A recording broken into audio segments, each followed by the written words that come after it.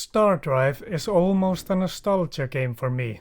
It was the second Space 4X game I had ever played, the first one being Star Wars Empire at War. And while I think that game is very good, it's pretty simple. Stardrive gives you a lot more to chew on. The game came out in 2013, I was 17 in 2013, so I wasn't quite young enough for proper nostalgia onset. But while you always remember your first time fondly, your second time is probably gonna be a lot better. Before I get any further ahead, I need to explain that mixed review on Steam. Dan DeCacco was a divorce lawyer that loved 4X games, so he turned to Kickstarter to make the 4X game he always wanted to play. I wanna say that he made this game himself, but I doubt that. It's likely that he did a lot of the work himself and had some help. If he did do everything himself, then that's unbelievably impressive, but highly unlikely. Anyway, at some point he abandoned Stardrive 1 to work on Stardrive 2. If you ask me which is better, Stardrive 1 or 2, it's Stardrive 1 any day of the week. Stardrive 2 is turn-based, which is always a minus for me. And apparently it's pretty much a rip-off of Master of Orion 2. Stardrive 2 also has a mixed rating, but apparently he came back recently to start patching it after he quit game development a few years back because of Steam. To summarize why, he was frustrated by the flood of shit Steam was allowing on its platform. But I can't help but laugh at what he said about Lawbreakers. Lawbreakers was buried by its competitor, Overwatch. Plus, it just wasn't that good. Anyway, since the developer failed the game by abandoning it, it was up to the community to finish the game. This is where the blackbox and combined arms mods come in. Blackbox provides fixes for bugs, crashes, and performance issues. For example, without the mod I keep crashing when I have the game on full screen. With Blackbox I have no issues. Combined Arms adds new content, mainly in the spaceship department. It also expands the tech tree. Don't bother playing the game without the mods, the game is much better with them. And I'd like to thank the Blackbox and Combined Arms developers for making this game truly great. So now you know why that mixed rating is there. Now let's get into the game. This review can also be thought of as a beginner's guide, since this game really needs one. And I kinda need to explain a lot to make you understand why I love this game. And the game doesn't really explain anything to you, the tutorial is just a slideshow. So when I played the game first, I got destroyed by the AI, a lot. And I didn't really understand what I was doing wrong, so I'm gonna help you avoid at least some of that. Alright, beginner's guide first. Starting the game, if you want all the races to be in the game, you need 8 opponents, since there are 9 races and you are one of them. Everything else should be simple enough to understand. One mention-worthy thing is the game modes. I only play Sandbox, but Capital Elimination could be interesting. Okay, you are now in the game, and I might as well start off by telling you that almost everything can be automated. So, you double-click your homeworld and select Core under the planet info. This will make the AI automatically build what it thinks is useful to you. I recommend keeping an eye on what the AI does, since I sometimes disagree with it.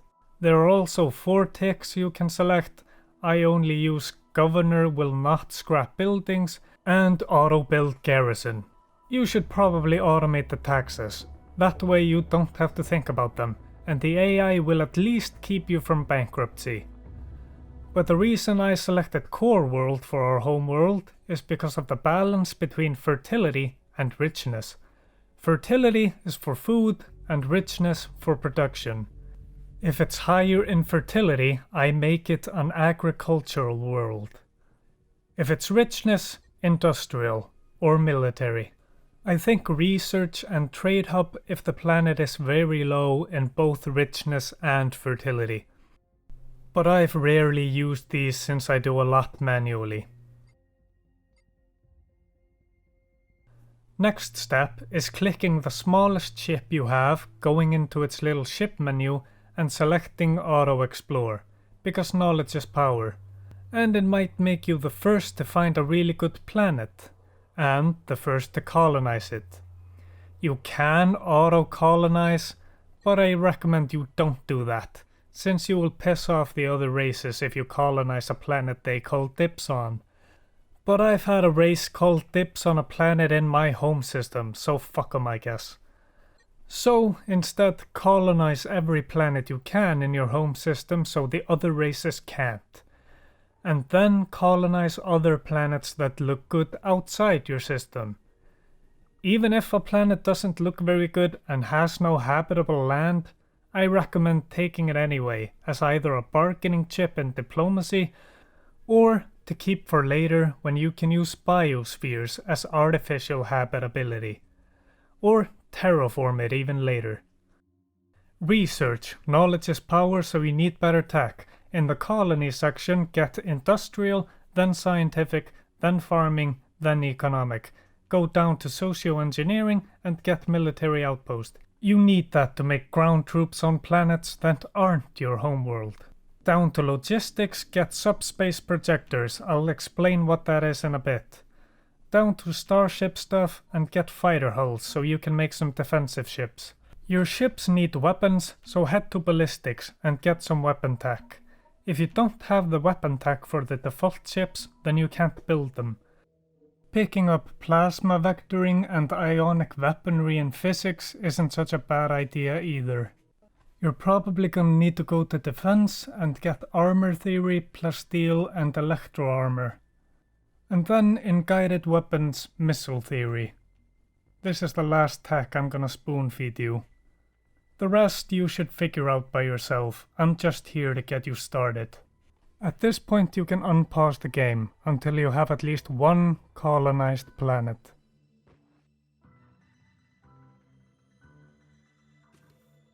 Okay, if you have at least 2 planets now, you need freighters to transport goods between your planets. Go to your homeworld again, double click it, go to ships, that's in the top right, and then go down to freighters and select transport ship. When you build your transport, it should start transporting automatically. I think you can also automate that in the automation menu.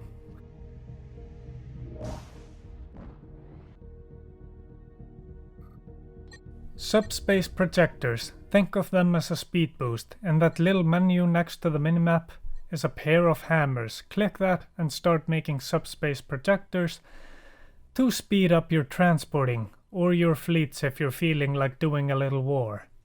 Or the remnants came, or the space pirates are bothering you. Let's look at your ships and the options you have. You have ships that your race has by default, but you might not have all the tech to have it unlocked. That's where shipbuilding comes in. Shipbuilding is something that looks complicated but is actually really simple, and you can't really go wrong. Unless you don't put any weapons on your ship maybe. If you are doing anything wrong, then the game will tell you your ship has design issues. And it will be really obvious how to fix that. But if it isn't obvious to you, then you can ask me in the comments. Don't be embarrassed about it, we have all had that moment when we didn't understand something obvious. Next is the fleets. You can think of fleets as a control group bound to the 1 through 9 keys. You just select one of the fleets and then grab a ship design and place it somewhere. Shift clicking is the only hotkey thing I use here, since that way I can place the same ship over and over without needing to go get it back every time. If you want to save the fleet design, you should do it before you requisition, otherwise it can bug out. Go to requisition, you can assign ships to the fleet if you already have them, otherwise build now.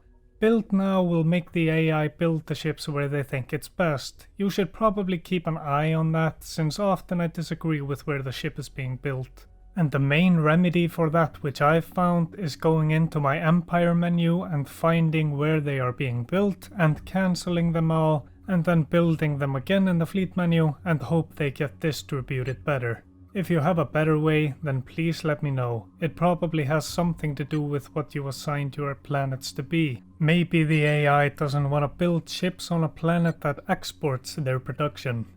One advice I will give you about fleets. Get a few bombers, you really need them. Are they good in combat? Probably. Are they the best tool in your arsenal to capture a planet? Absolutely. With bombers, instead of watching a planet's defenses slowly destroy your fleet and destroy all the troops you're trying to send in there, you can destroy the planet.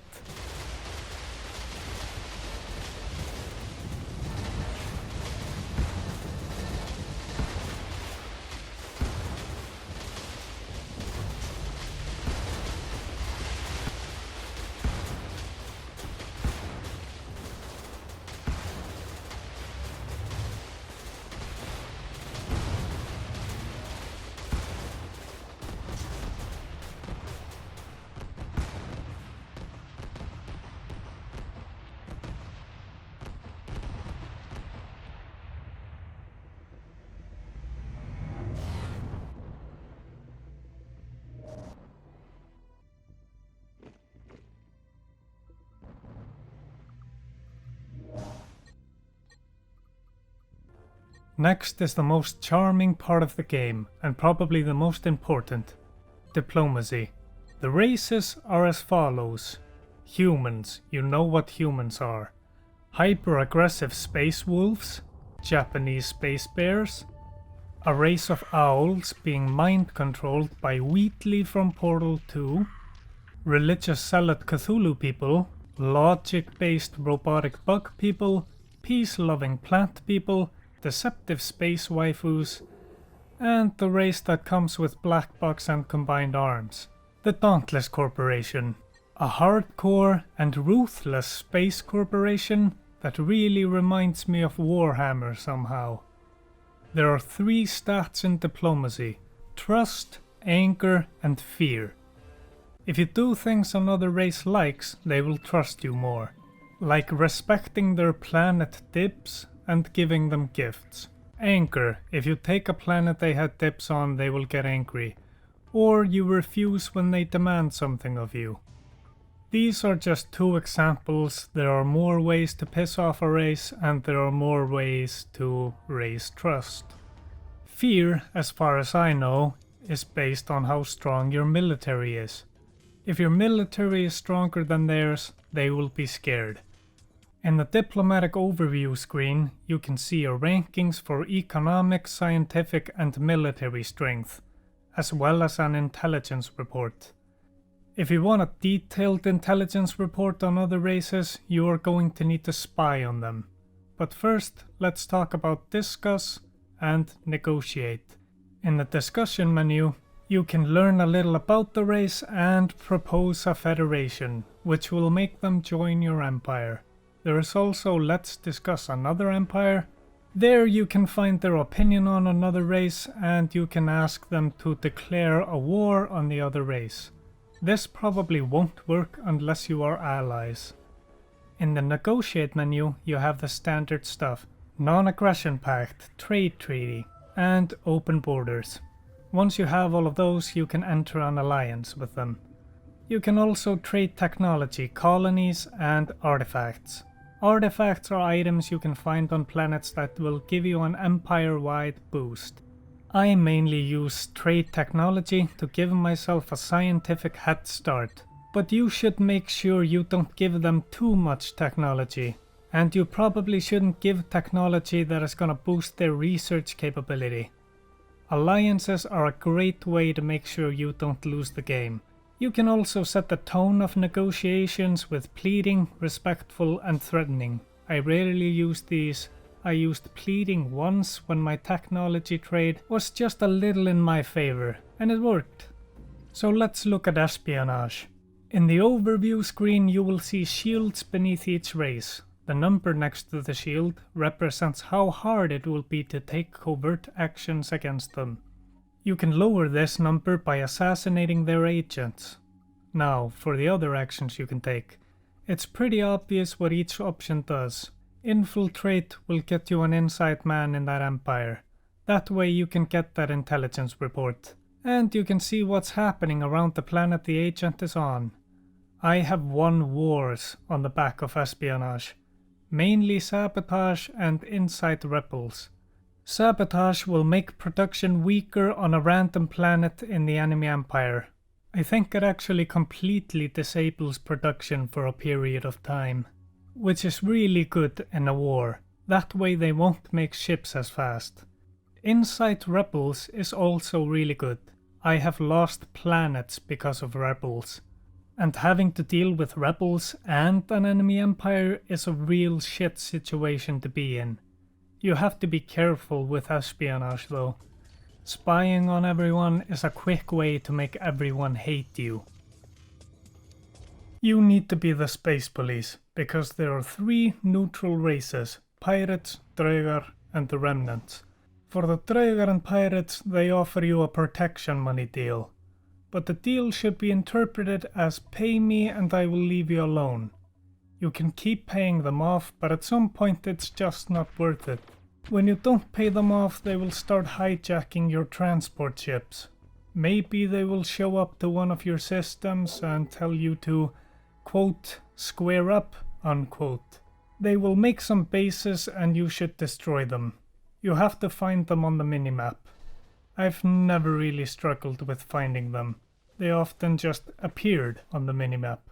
The remnants are a different beast. They are a malfunctioning AI remnant from an ancient civilization. They specifically target the civilization that has the weakest military and attack them. Bunch of racists if you ask me. Getting rid of them is a lot more difficult and it's spoiler territory. All I will say is when you kill some remnants you will unlock some research options.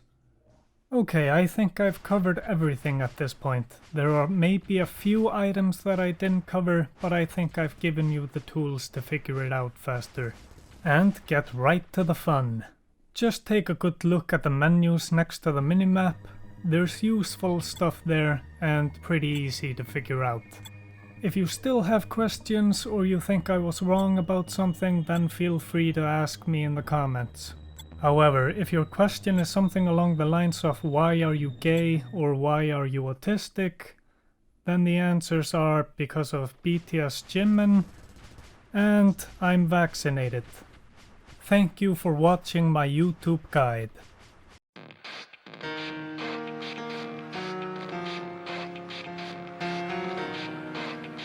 Stardrive is kinda like my crippling nicotine addiction. I may quit for a little while, but I always come back to it. And when I come back, I go hard into it. Why do I choose Stardrive over other 4X games? I think I've narrowed it down to one main factor. The fact that I can watch everything happen in real time. Whether it's 4X or an RPG, I always choose real time. It's just making these decisions and seeing them played out in real time, it's so satisfying. It can be hard to demonstrate what you love in a game like this, because what you love about it doesn't happen in these small moments that are easily digestible in a YouTube video.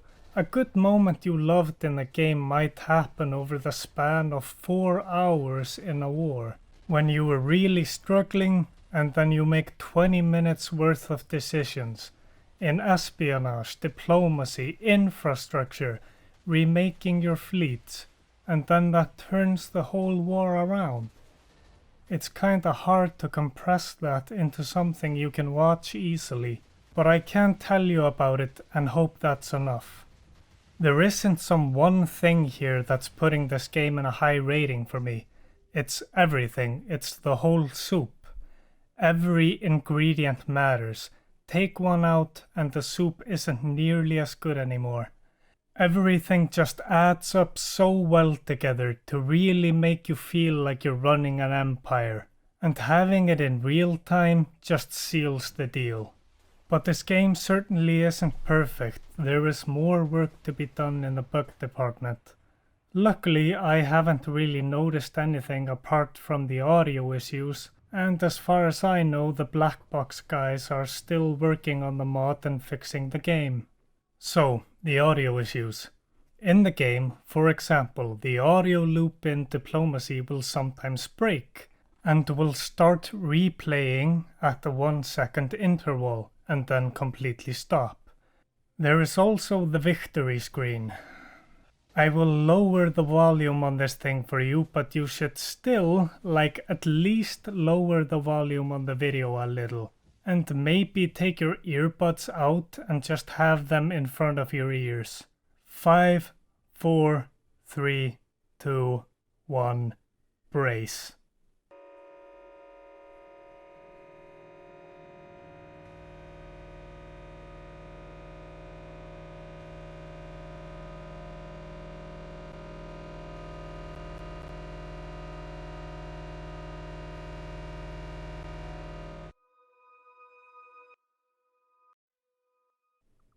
Sometimes I think the ship gun sounds are a little loud and I might be hearing them when I'm looking at the other side of the map.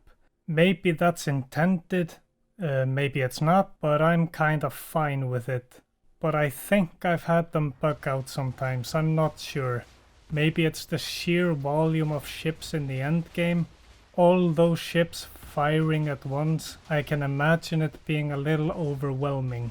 Speaking of audio, I like what was done here. The guns sound like what I would think they'd sound like. If anything, maybe I'd like them to sound heavier, I guess. But other than that, I have no complaints. It's good. I also like the sounds ships make when they warp. It's like they suck a lot of energy together and then boom! But the music, the song you will hear the most is like the perfect calming background noise. It's one of those songs you don't really notice and aren't distracting. But the music MVP here is definitely the race themes. From the nice melody of Polyps to the submarine-like sounds of the Wolfen, it's just great. Visuals, or graphics I guess. The ships look really good, and watching all the bullets from the weapons is just awesome. I think it's just a problem with space games, they can feel kinda empty, but that's just how space is. So in Stardrive, space is pretty accurately portrayed. The planets look like planets, and you can tell just by looking at them whether the planet is gonna be high in richness or fertility, or if it's gonna be a balanced planet. Speaking of planets, when you get on them like building, while you can tell the difference between the buildings, it can be hard to know which is which because there are so many buildings. And it's a memory test. I always fail those, so I just hover over them to know what they are. But it's pretty easy to see what's an agricultural, industrial, commerce, or defense. I think visual clarity is pretty good here. I want to tell you what happened in my last playthrough, how I won. In the late game there were 3 races left, me as human, Space Bears and the Space Wolves. The Space Bears started a war with me because one of my spies did a bad job at the whole not getting caught thing. The Space Bears were the number 1 military strength, I was number 2.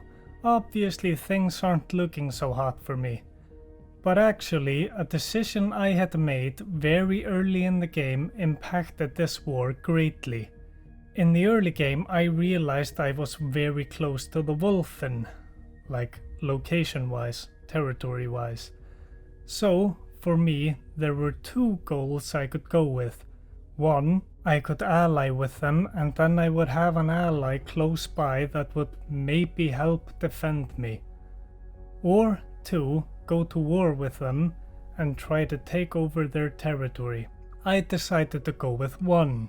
And so, when the Kolrathi Shogunate declared war on me, I simply went to my space dogs and told them to kill. And that is how I changed the situation from this to this.